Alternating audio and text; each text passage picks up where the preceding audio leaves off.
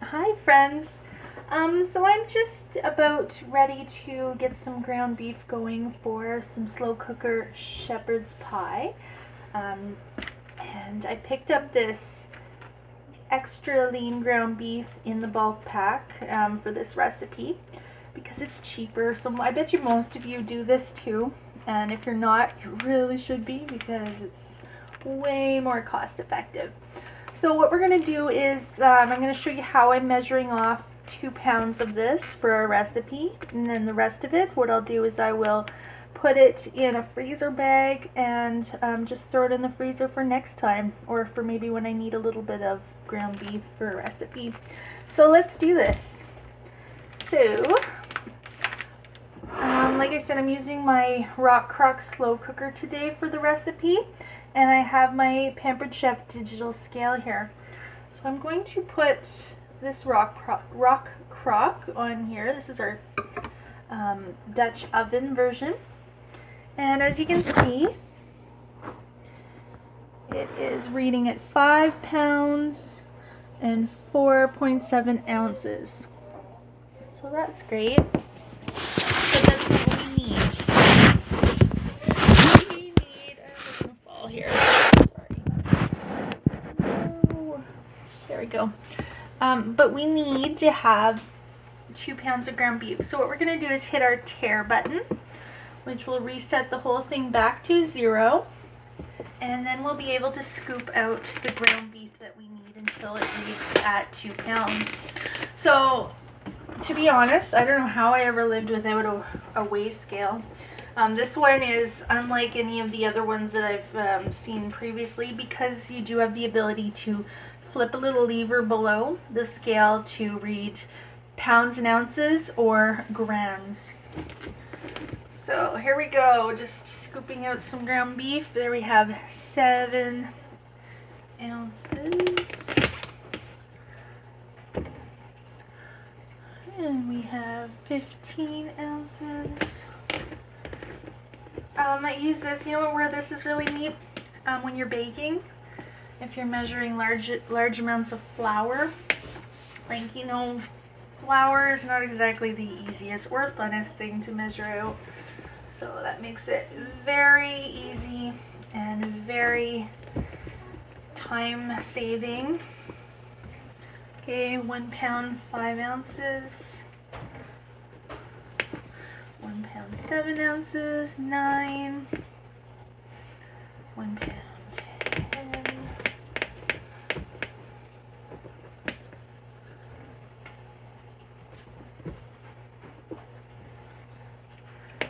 Must be getting close.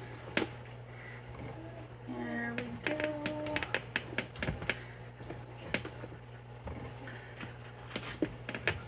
Actually a little bit more than I even expected. See, and I would have undercut our recipe. All right, there we are, 2 pounds, 0.3 ounces. So that's close enough. But now I have all this extra ground beef left over. So what I'm going to do is get a freezer bag, and I'm going to show you how I put that away for future. Okay, so here we go. Let's set up here. Okay, so we have I put everything aside, so I have a freezer bag. So I'm just going to flip it inside out and just kind of grab the leftover meat. Get as much as I can anyway. It just makes it so much cleaner. The less you have to touch the meat, the better. Try not to touch the outside of your freezer bag. So this will be great one of those days when I just need a little bit of ground beef. So our hands haven't touched anything. Just gonna zipper it up. And we'll take the air out of it once it's flattened. So I have here our Pampered Chef meat tenderizer. So I'll quickly show you this before I get started. It comes apart. On one side you have this flat base, which I use for tenderizing my chicken, you know, flattening the breasts. And on this side you have the actual meat tenderizer portion. And this little ring so nothing gets scratched. So we're going to be using this flat base today. Okay, and it just screws on. And just literally, it's very heavy. Do some muscle building with that. So we're literally just gonna squish this down as flat as we can.